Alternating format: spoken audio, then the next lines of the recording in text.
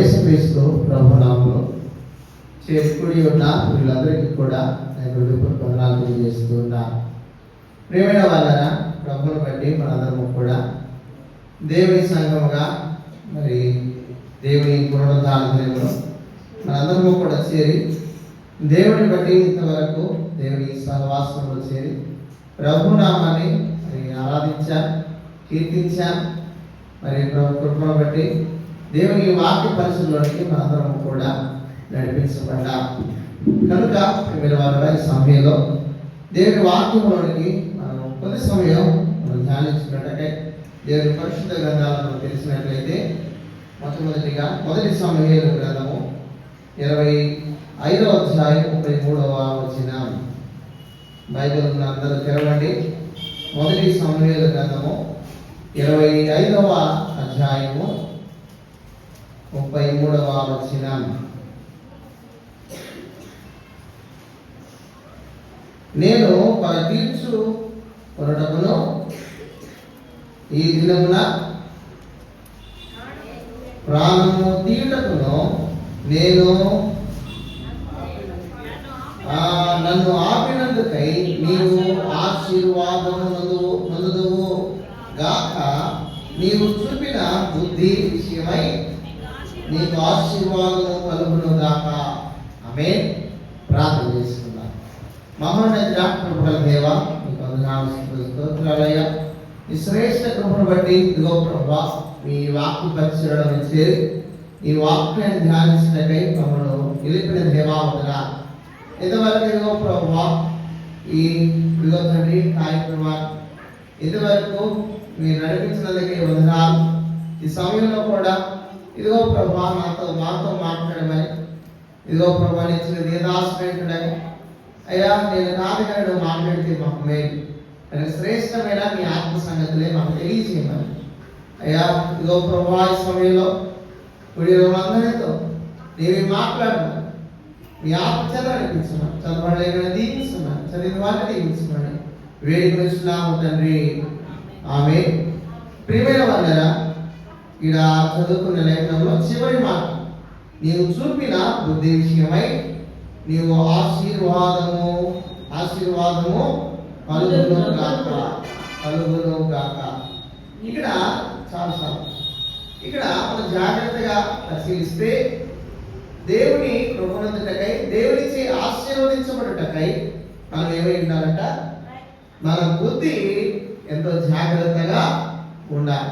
ఆ మాటనే ఇక్కడ దాసుడు జ్ఞాపకం చేస్తూ దావీదు విషయమై ఏదైతే సౌలు ఆయన కలుగుతూ ఉండగా ఆయన తప్పించుకున్నట్టు తన యొక్క మామ విషయమై ఏదైతే ఆయనకు ప్రాణ హాని ఉన్నదన్నా ఆయన అనేక మార్లు దేవుడు ఆయన తప్పిస్తున్నట్లుగా, దేవుడు ఆయన నడిపించబడుతున్నట్లుగా మనం చూస్తాం.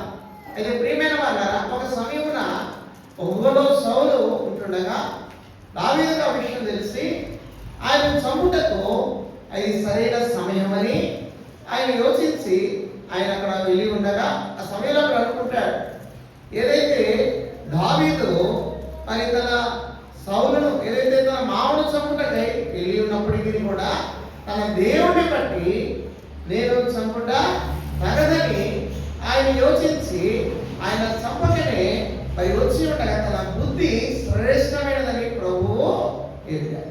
ఏమైనా వాళ్ళరా, శ్రేష్టమైన తన బుద్ధి ఎలాంటిదంటే తన బుద్ధి శ్రేష్టమైనది. అందుకే అంటాడు, నీవు చూపిన బుద్ధి విషయమై నీకు ఆశీర్వాదం కలుగును గాక. అమ్మా, ఇక్కడ దేవుని ఆశీర్వాదం కలుగుటకై మన బుద్ధి ఎంతో జాగ్రత్తగా ఉండాలి. ఆ మాటని ఇక్కడ ప్రస్తావన చేస్తూ ఉన్నాడు. ఇక్కడ మన ప్రార్థనలు కానీ, మన యాసనలు కానీ, మన స్థుతులు కానీ, లేక మన కారణ సంపద, ఐశ్వర్యము, అంతస్తే కానీ మన దేవునికి ఆశీర్వాదము ఇచ్చినట్టు కదా, మన దేవుడు మనల్ని ఆశీర్వదించుటకై కదా ఏ మాత్రం తోత పడదు. నువ్వు ఎంత ప్రార్థించిన నీ బుద్ధి అది యోగ్యము కాని వ్యక్తి. ఒకవేళ నువ్వు ఎంత యాచించినా, ఎంతేమి ధ్యానాలు నువ్వు వినినప్పటికీ కూడా, నీవు ధ్యానిస్తూ ఉన్న అప్పటికి కూడా నీవు ఆశీర్వాదం పొందలేదంటే నీ బుద్ధి లాంటిదంగా మంచిది కాదు. అయితే ప్రియమైన వాళ్ళంటే జ్ఞాపకం చేస్తున్న మాటలే, మనము మంచి విషయంలో ఆసక్తి గలవారైతే మనకు హాని చేయవాడు ఎవడు. అందుకే జ్ఞాపకం చేస్తూ ఒక దేవుని విషయమై దేవునికి కలిగిన బుద్ధి మనం కూడా కలిగి ఉండాలి. ప్రియమైన వాళ్ళగా దేవుడు ఎవరిని దూషించలేదు, ఎవరిని ఆయన ఎటువంటి హానికరమైన మాటలు లేకపోతే దూషణ ఆయన చేయలేదు. కానీ ఆయన బుద్ధి విషయమే జ్ఞాపకం చేస్తూ దావీదు బుద్ధి కూడా అలాంటిదే. ఆయన కూడా ఆశీర్వదించబడుతున్నాడు, తన బుద్ధిని బట్టి ఆశీర్వదించబడుతున్నాడు. ప్రియమైన వాళ్ళారా, ఇక్కడ అలాగే మనకు మాటలు జ్ఞాపకం చేస్తూ యెషయా గ్రంథము 57వ అధ్యాయము, యెషయా గ్రంథము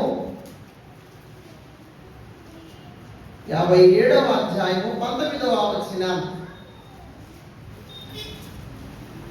వారిలో కృతజ్ఞతా బుద్ధి పుట్టించుచు కృతజ్ఞత బుద్ధి పుట్టించొచ్చు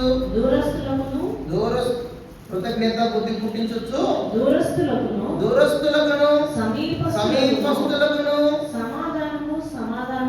సమాధానము అని చెప్పి నేనే వారిని స్వస్థపరచదనని యెహోవా సెలవిచ్చి ఉన్నాడు. ప్రియమైన వాళ్ళారా, ఇక్కడ జాగ్రత్తగా గమనిస్తే వారిలో ఎవరున్నారంట?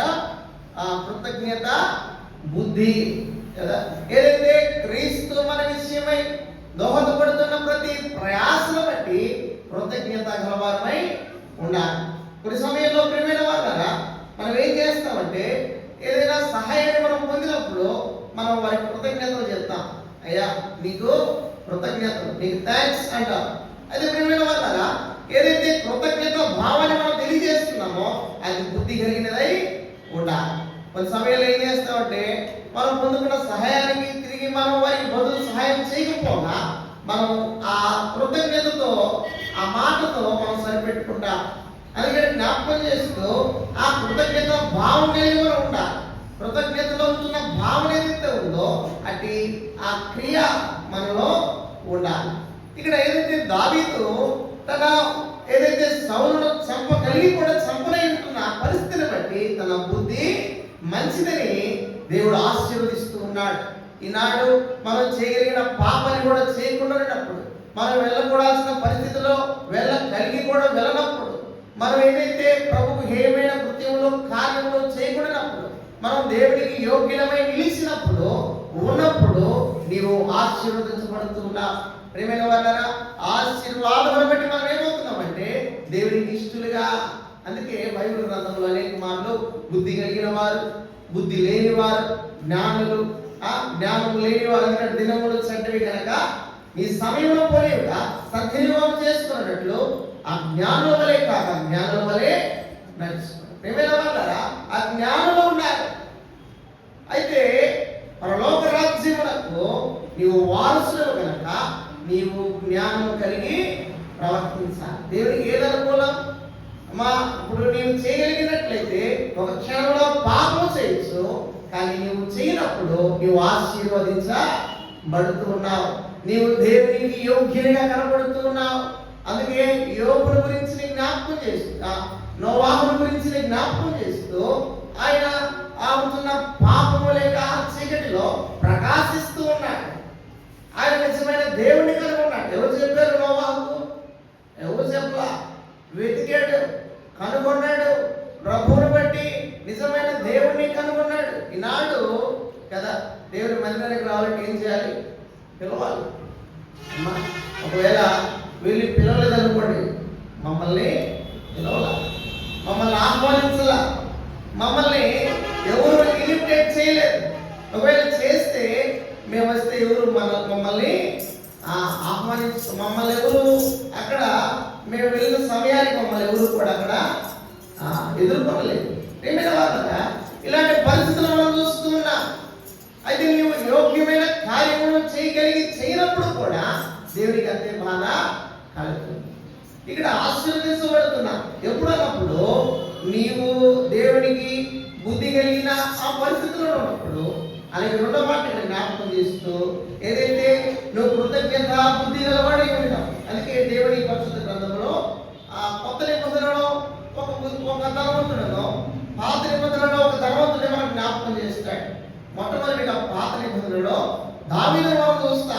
దావీదు ఎంతో ధనవంతుడుగా, అయితే తన ధనాన్ని బట్టి ఆయన గర్వించక ఆయన ఏం చేస్తున్నాడంటే ఆ ప్రభువును స్తుతిస్తున్నాడు.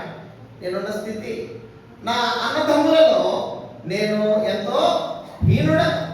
అలాగే నేను వారి యుద్ధం వెళ్ళినప్పుడు ఆ వారి ఏంటంటమ్మా ఆ కత్తులు కదా, వారికి యుద్ధం చేయాల్సిన ఆ సామాగ్రి ఏదైతే ఉంటుందో మోస్తూ ఉండేవాడు. అలాగే గొర్రెలు మేపుకుంటూ ఉండేవాడు. అలాగే ఎంతో నీచుడుగా లేక దరిద్రుడిగా ఉన్న తన జీవితాన్ని జ్ఞాపకం చేసుకుంటున్నాడు. దేవుడు ఈ పరిస్థితిని నాకు ఇచ్చాడు. అదిగో మాట్లాడాడు కదా, నా తల్లి గర్భమున నీవు నన్ను రూపించుకున్న విధము నేను వినగా చూడగా భయమును ఆశ్చర్యమును పుడతాను. ప్రియమైన వాళ్ళారా, ఈరోజు నేనున్న ఈ స్థితి దేవుడిచ్చినదే. అయితే దీన్ని ఆ కృతజ్ఞత బుద్ధి అంటే దేవునికి కృతజ్ఞత గలవారై ఆయన సేవించాలి. మన అవకాశాలకు, మన పోషణకు, లేక ఏదో సందర్భాలకు ఏదో మనం చేయాలి వెళ్ళాలని కాక కృతజ్ఞతతో చేయాలి. అందుకే ప్రియమైన వాళ్ళని జ్ఞాపకం చేస్తూ అలాగే నూతన నిబంధనలో పొడవ ధనవంతుని మనం చూస్తాం. లూకా రాసిన సువార్త 15వ అధ్యాయంలో, లూకా రాసిన సువార్త 15వ అధ్యాయము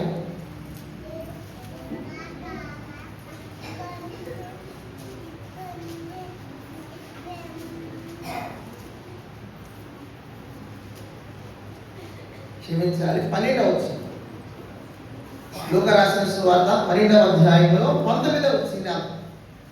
నా ప్రాణమా అనేక సంవత్సరములకు విస్తారమైన ఆస్తి నీకు సమకూర్చబడి ఉన్నది.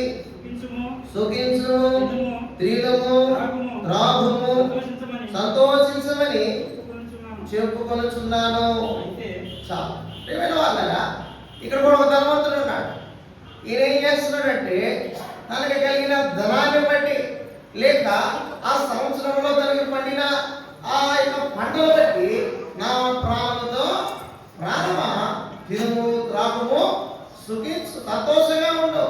నీ ప్రాణాలతో నా ప్రాణంతో చెప్పుకుంటున్నాడు, తన ప్రాణంతో చెప్పుకుంటూ ఉన్నాడు. అప్పుడు ప్రభు అడుగుతున్నాడు, ఈ రాత్రి దేవుడిని ప్రాణం దేవుడు చనిపోతే కదా, చనిపోవడం అంటే అదొక పెద్ద నింద. అయ్యో ఆ పాస్టర్ చనిపోయాడనే ప్రస్తావన ఇచ్చాడు, లేకపోతే నా గురువు పెట్టి పోయావు అనుకోండి, ఈ మాట రాకూడదు.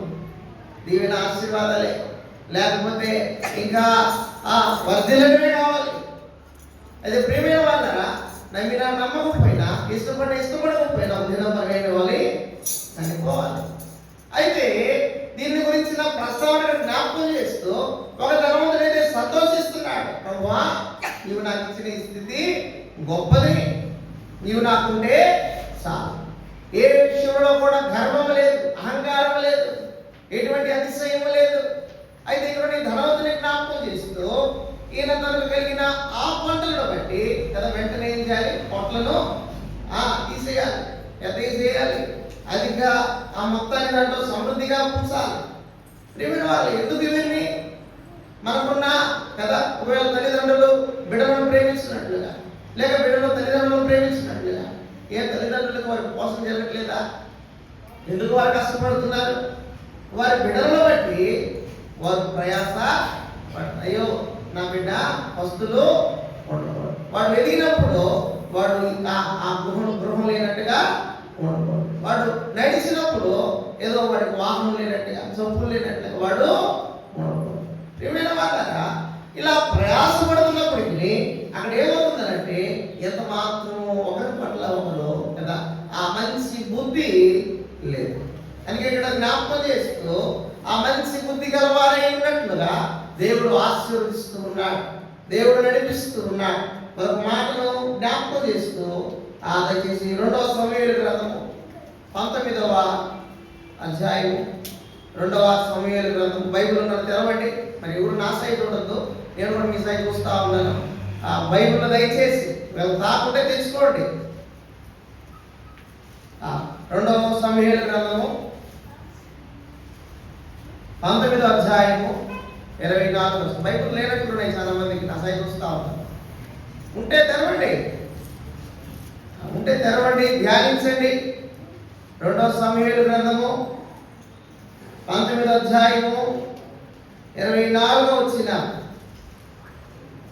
చదవండి. మరియు సౌలు కుమారుడగు మెషీబోషెతును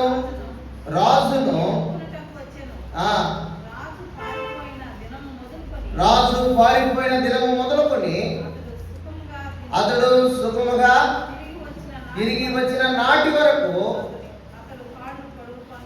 అతడు కాళ్ళు కడుక్కొనకయు గడ్డము కత్తిరించుకొనకయు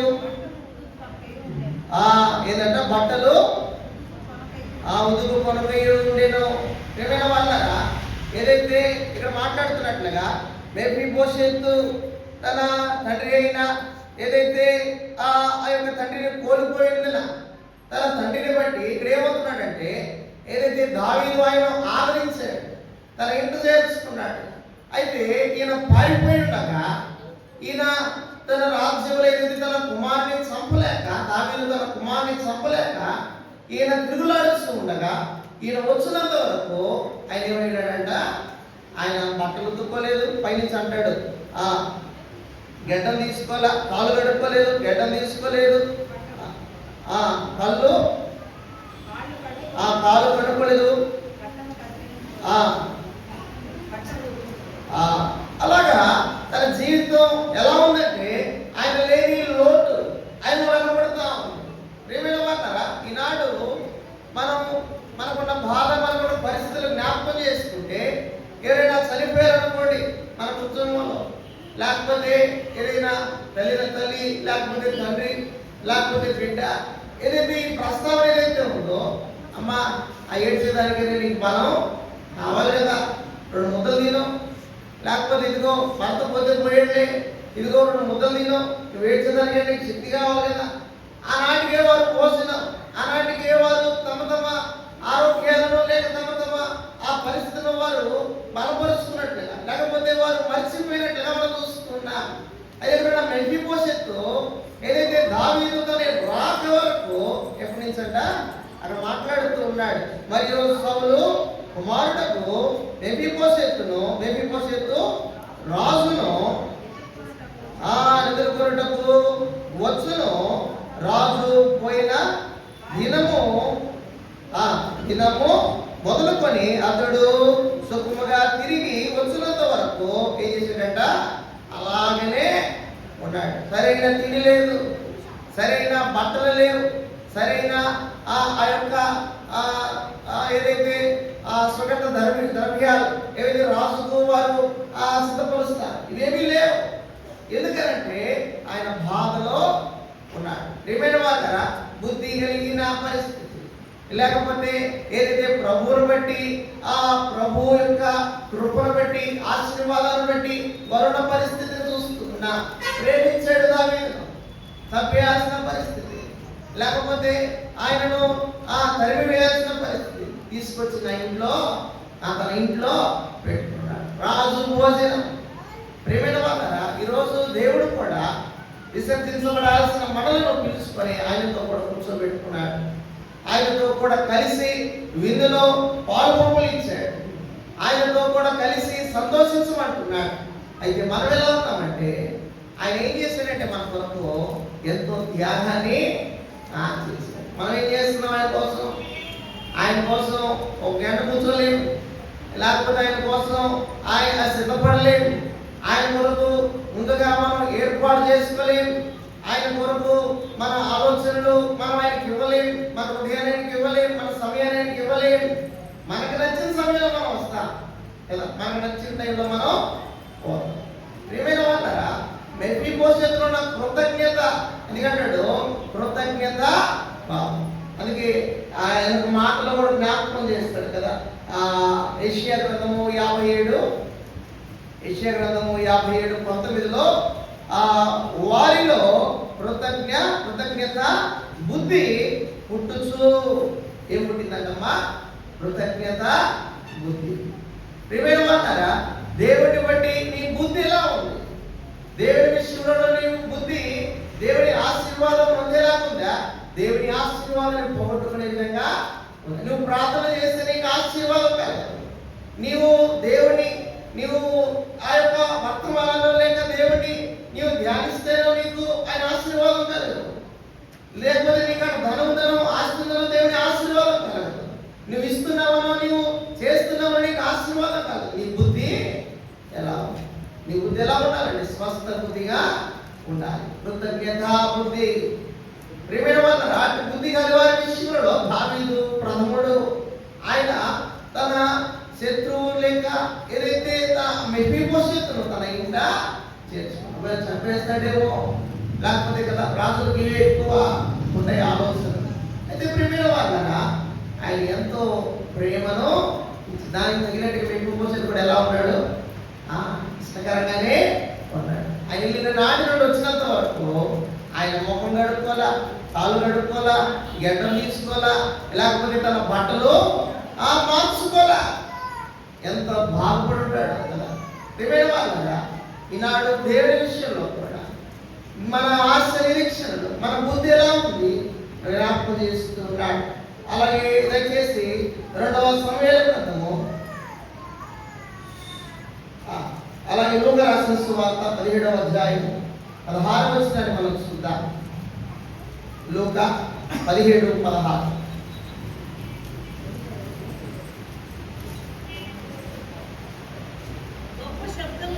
గొప్ప శబ్దముతో దేవుని మహిమపరచుచు తిరిగి వచ్చి ఆయనకు కృతజ్ఞతాస్తుతులు చెల్లించుచు ఆయన పాదముల యొద్ద సాగిలపడెను. ఈ భాగం మనకు జ్ఞాపకమే. ఏదైతే 10 మంది కుష్ఠ రోగము గలవారు ఆయన ఎదుటకు వచ్చి ఏం చేసినట్టే దావీదు దూరంలో నిలిచి 12వ వచనంలో జ్ఞాపకం చేస్తాడు. ఆయన ఒక గ్రామంలో లోనికి వెళ్ళుచుండగా 10 మంది కుష్ఠ రోగులు ఆయనకు ఎదురుగా వచ్చి దూరంలో నిలిచి, యేసు ప్రభువా మమ్మల్ని కరుణించమని కేకలు వేసిరి.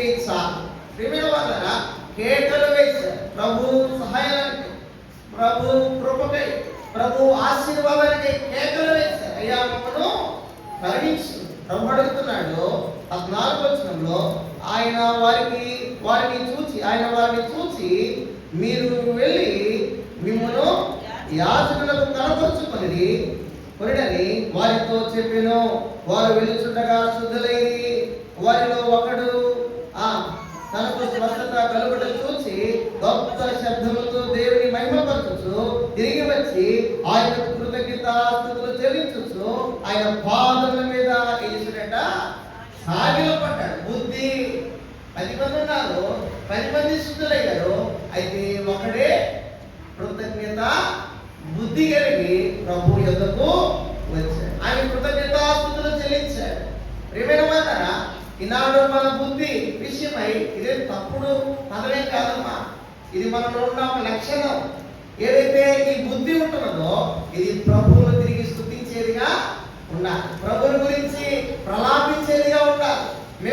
మెఫీబోషెతు ఆ ప్రలాపంలో లేక దుఃఖంలో ఉన్నాడు. దాన్ని ఆదరించిన ఆ దావీదు కొరకై ఆయన బాధను వ్యక్తపరుస్తున్నాడు. ఆయన చూసినప్పుడు ఏదిలో ఉన్నాడంటే, అయ్యా అయిన వాడు ఇదిగో వెళ్ళాడు, వచ్చినంత వరకు అలాగే ఉన్నాడు. ప్రియమైన వాళ్ళరా, ఈనాడు మన పరిస్థితులు ఎలా ఉన్నాయి, మన జీవితాలు ఎలా ఉన్నాయి, మనం ప్రభువుతో ఉన్న సహవాసం బుద్ధి కలిగి ఉన్నామా, బుద్ధి లేక ఉన్నామా అన్న మాటలు జ్ఞాపకం చేసుకుంటున్నాడు. అందుకని ఇక్కడ మాట్లాడుతూ ఆ దాసుడు తన 10 మంది శుద్ధులైనారు, కానీ ఒకడు తిరిగి వచ్చి ప్రభువును మహిమపరిచాడు. ఆ మాటని జ్ఞాపకం చేస్తూ, అలాగే ఏదైతే 10వ తరగతి పరీక్షలు కదా అవి వచ్చినప్పుడు కూడా కొన్నిసార్లు పిల్లలు వస్తూ ఉంటారు, ఇక నా కోసం ప్రార్థన.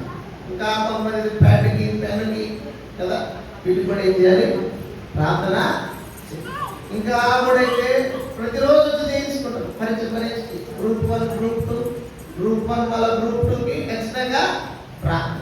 అయితే ప్రియమైన వాళ్ళరా ఇక్కడ జాగ్రత్తగా మనం పరిశీలన చేస్తే ఇక్కడ మన ప్రార్థన లేకపోతే మన యాసన ఏదైతే ఉందో మన విశ్వాసం ఏదైతే ఉందో అది బుద్ధి కలిగినదై ఉన్నప్పుడు ప్రభువు మనలను ఆశీర్వదిస్తారు, ప్రభువు మనలను దీవించేవాడిగా ఉంటున్నాడు. ఆ మాటని ఇక్కడ జ్ఞాపకం చేస్తూ తిరిగి ప్రభు ఎదుకు వచ్చినప్పుడు స్తుతులు చెల్లించాలి. ఒకవేళ మరి గొప్పగా కాకపోయినా ఆశైనా ఉండొచ్చు, కానీ తిరిగి ప్రభువును స్తుతించడంలో కదా 109 మంది విఫలమే అవుతుంది. అంటే తిరిగి అయ్యా నా బిడ్డ లేకపోతే ఇదిగో ఇలాగా నా కుటుంబంలో ఒక మనిషి ఇదిగో ఒక మెట్టెక్కాడు అలా తిరిగి స్తుతించడంలో ప్రియమైన వాళ్ళరా మన బుద్ధి ఎలా ఉండాలంటే అది దేవునికి ఇష్టకరమై ఉండాలి. కృతజ్ఞత బుద్ధి, కృతజ్ఞత స్తుతులు. ఒక మాట చూద్దాం. కొలస్సీలకు రాసిన పత్రిక 3వ అధ్యాయము, కొలస్సీలకు రాసిన పత్రిక 3వ అధ్యాయము 15వ వచనం.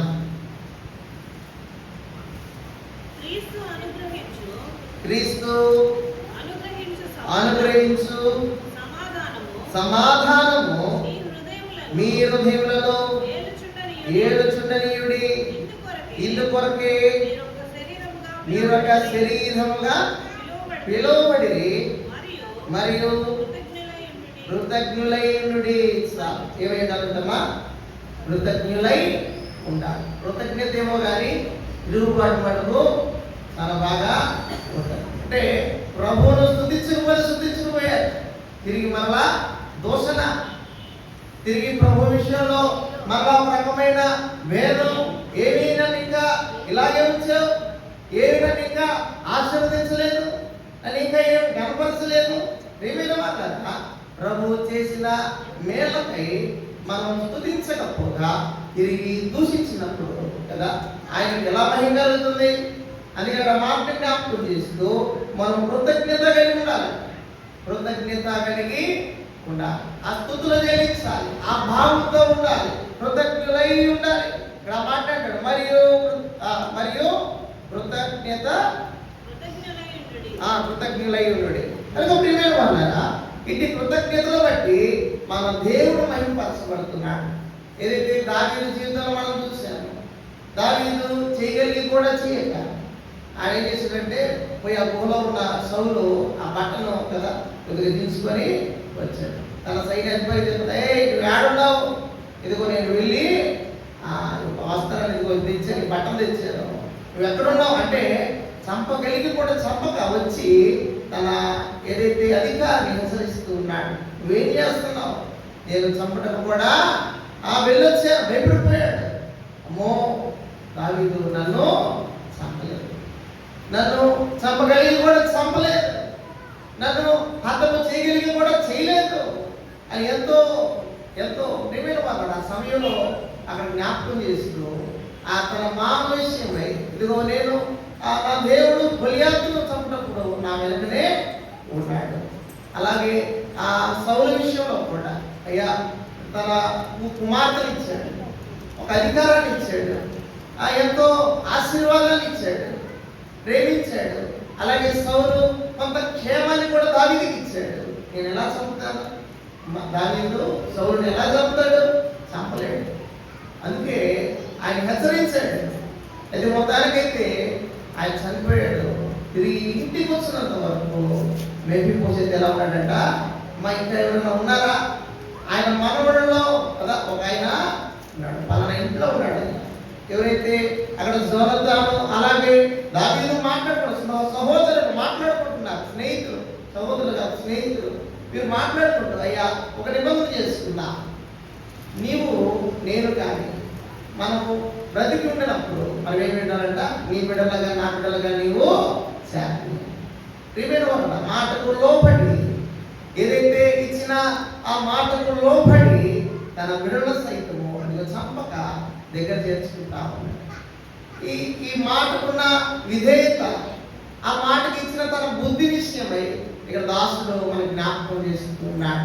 కాబట్టి ఎప్పుడైనా కూడా మనం ఇచ్చిన ప్రస్తావన మన గురించిన ఆ యొక్క పరిచయం మనం కూడా చేసుకునేటప్పుడు, అయ్యా ఆ మేలే మంచిదయ్యా కదా, లేకపోతే ఆయన మేలే మంచివాడు, మంచి బుద్ధి కదా. ఈ సమయంలో ఆ సంబంధాలు లేకపోతే వాటి విషయాలు ఎక్కువ పోయినప్పుడు వీళ్ళ బుద్ధిమంతుడయ్యా లేదా వీళ్ళ బుద్ధి మంతుడా, ఎక్కడిది ఇది మంచి దేవుడి బిడ్డలు ఈ మాటలు వింటాం కదా. ఎందుకు ఈ మాటని జ్ఞాపకం చేస్తున్నానంటే ఈ బుద్ధి విషయమే మనం ఆశీర్వదించబడుతున్నాం, మనం కలిగిన బుద్ధిని బట్టి మనం దీవించబడుతున్నాం అని దేవుడు ఆత్మ కనుక ఆయన ఆరాధించేవారు ఆత్మతోనూ సత్యముతోనూ ఆరాధింపవలేడు కదా. ప్రియమైన వాళ్ళారా, దేవుడిచ్చే నీవు కూడా ఆశీర్వదించబడాలంటే నీ బుద్ధి బాగుండాలి. కృతజ్ఞత బుద్ధి గలవాడు అందుకే దేవుని గురించి చింతపడుకుడి కానీ ప్రతి విషయంలో ప్రార్థన జ్ఞాపకముల చేత కృతజ్ఞత గలవా. కృతజ్ఞత ప్రభువునందు కృతజ్ఞత, నీ తోటి వారి యందు కృతజ్ఞత, మనం చూపే ఈ భక్తి శ్రద్ధలు కావచ్చు, అలాగే మనం చూపే మన యొక్క అలవాట్లు కావచ్చు, ఇవి ఎలా ఉండాలంట ఎంతో శ్రేష్టంగా ఉండాలి. సాక్ష్యం ఇస్తూ ఉన్నాడు, యోగు గురించి సాక్ష్యం ఇస్తా ఉన్నాడు దేవుడు. ఈయన నీతి మంత్రుడు, ప్రియమైన మాట యథార్థవంతుడు, పరిశుద్ధులు ఆ పరిశుద్ధులుగా జీవిస్తున్నవాడు. క్రీస్తు గురించి చెప్తాం, ఈయన పరిశుద్ధుడు పరిశుద్ధుడు పరిశుద్ధుడు. కనుక నీవు నమ్మిన దేవుడు పరిశుద్ధులై ఉంటుండగా నీవు పరిశుద్ధులై ఉండాలి. నీవుంటున్న పరిస్థితి నీ యొక్క బుద్ధి విషయమై ఆయనతో ఆ కృతజ్ఞత బుద్ధి, మంచి బుద్ధి, నీవు పాపం చేయగలిగి కూడా చేయనప్పుడు, నీవు తొట్టిలో పోవాల్సినప్పటికీ కూడా తొట్టిలో ఉన్నప్పుడు, నీవు నశించుకోవాల్సినప్పటికీ కూడా నశించుకోకుండా ప్రభు నిన్ను కాపాడు. చివరిగా కీర్తనల గ్రంథము 145వ కీర్తన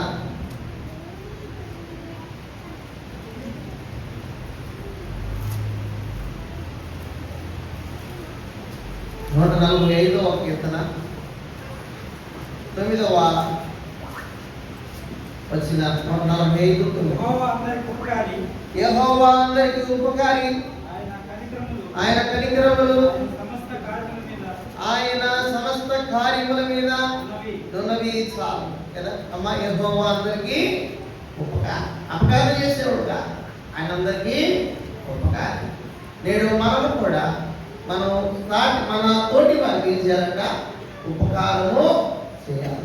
ప్రియమైన వాళ్ళారా, మన బుద్ధి, మన ఆలోచన, మన ప్రవర్తన ఎలా ఉండాలంటే ఉపకారం, మంచి బుద్ధి, మంచి అలవాట్లు, మంచి దేవుడి స్తుతులు ప్రభుకు చెల్లించినప్పుడు అంతకంటే ఎక్కువైన సంతోషము లేదు. నా ప్రజలు నీతిని అనుసరిస్తూ ఉన్నారని నేను వినుట కానీ నాకు ఎక్కువైన సంతోషము లేదు.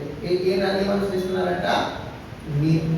ప్రియమైన వాళ్ళరా, నేడు మన అలవాట్లు, మన దినచర్యలు, మనకుంటున్న ఆ యొక్క బుద్ధిని బట్టి మనం ఆశీర్వదించబడుతున్నామంటే మనం ఏం చేయగలం అమ్మా? ఏం చేయాలి? మనం నడిచే ప్రతి నడత, మనం మాట్లాడే ప్రతి మాట, మనం ఆలోచించే ప్రతి ఆలోచన దేవునికి యోగ్యమై ఉండాలి. ఒకవేళ లేకపోతే మనం ఆశీర్వదించబడలేము, ఒకవేళ లేకపోతే మనం స్వస్థపరచబడలేము, ఒకవేళ లేకపోతే ప్రభు పరలోకములో సైతం మనము విడవబడతాం. మనందరం ఎత్తబడుతున్నాం. నీవు విడవబడినప్పుడు, గుండెలో బాధతో ఏడ్చినప్పుడు ఎటువంటి ప్రయోజనము లేదు. కేవలం నీ ప్రవర్తన వల్ల, లేక కేవలం నీలో ఉన్న ఒక భావం వల్ల నీవు విడవబడితే అది ఎంతో ఘోరం, ఎంతో బాధ. ఆ విషయాన్ని గురించి క్రీస్తు బాధపడుతున్నాడు. నీ భారం నా మీద, నీకు కలిగినదంతయో కదా నాకు అప్పగించు, నేను దాన్ని ఆశీర్వదిస్తాను. అందుకు ప్రియమైన వాళ్ళారా, నీకేం కావాలన్నా, ఏవైతే నీవు ఆశపడుతున్నావో వాటన్నిటి విషయాల్లో ప్రభువుకి ఇష్టమై ఉండాలి. నీ అలవాటు కదా ఎలా రావాలి? దేవునికి యోగ్యంగా రావాలి. నీ బుద్ధి విషయమే ప్రభు జ్ఞాపకం చేస్తున్నాడు. మనం బుద్ధి గలవారమై ఉండాలి. అందుకే ఆ మొదటి పేతురు 2వ అధ్యాయం 2వ వచనం 1వ వచనం నుంచి అంటాడు కదా, దేవుడు దయాళుడని మీరు రుచి చూచి ఉన్నాడా, సమస్తమైన దుష్టత్వమును, వేషధారణను, అసూయను, సమస్త దోషణ మాటలను మాని కొత్తగా జన్మించిన శిశువులను కోరిన వారి నిర్మలమైన వాక్యమనే పాలన రక్షణ విషయంలో నిమిత్తము ఆ పాలన అపేక్షించు. ప్రియమైన అపేక్షగా అమ్మ దేవునికి ఏం కావాలి, దేవుని పట్ల మనకి ఏం కావాలి? అపేక్షగా వెల్లడి పరుస్తున్నాడు ప్రభు. ఆయన ఆ యొక్క రక్తాన్ని, ఆయన శిలువలో ఆయన ప్రేమను వెల్లడి పరుస్తున్నాడు. ఈ సమయంలో నీవు కూడా ప్రభువుకు ఇష్టమైనట్లయితే, ప్రభువుకి కోరదగిన వాడివైతే నీకు అపేక్ష కావాలి. దేని బట్టి అపేక్ష? దేవుని వాక్యం మీద అపేక్ష కావాలి. అది ఆత్మను ఆత్మడి ప్రవచించడం నిర్లక్ష్యము ఏమైనా వాళ్ళరా, దేవునికి యోగ్యుడవై, ఇష్టడువై, ప్రియుడివై నీవు ఉన్నట్లయితే అంతకంటే ఎక్కువైన సంతోషం దేవునికి కూడా లేదు. అందుకని అంటాడు, ఈయన బుద్ధి మంచిది కనుక ఈయన ఆశీర్వదిస్తుంది.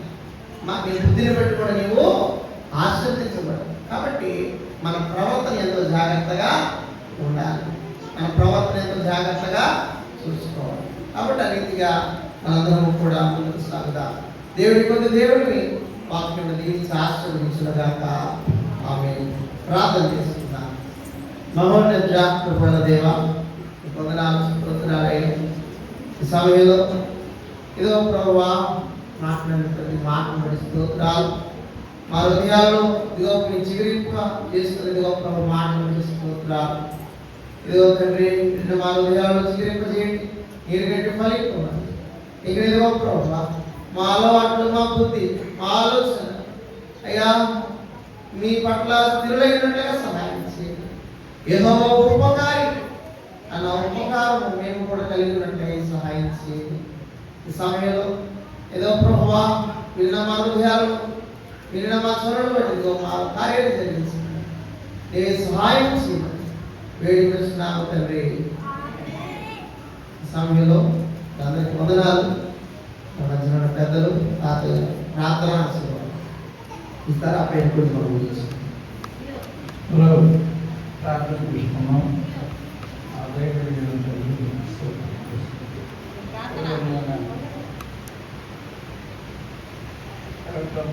చేశారు, ప్రార్థన చేశారు. వాటన్ని ప్రార్థిస్తున్నాం. చదువుకునే వారి విషయంలో ప్రార్థిస్తాం. తీసుకునే వారి విషయంలో తండ్రి, ఉద్యోగాలు కావాల్సిన వారి విషయం, పెళ్ళిళ్ళు కావాల్సిన వారి విషయం, ఇంకా తండ్రి పిల్లలు, చిన్న పిల్లలు, తండ్రి వారి విషయంలో అనేకలు కాపాడుతూ వ్యాపారులు వ్యాపారం చేసుకుంటూ ఈ కార్యక్రమాన్ని ముగించినందుకు సోదరులు తెలుస్తూ మా ప్రభుత్వం లక్ష్యపోయేదని మీకు విజయపూర్వకున్నావు తండ్రి. మన కర్మ తండ్రి యొక్క దేవుడి ప్రేమ, ప్రభు అయిన యేసుక్రీస్తు యొక్క కృప, పరిశుద్ధాత్మ యొక్క అన్యోన్య సభావం ఇప్పుడు ఎల్లప్పుడూ మనందరికీ కుటుంబాలకు ఎక్కువగా ఉన్నగాక. ఆమె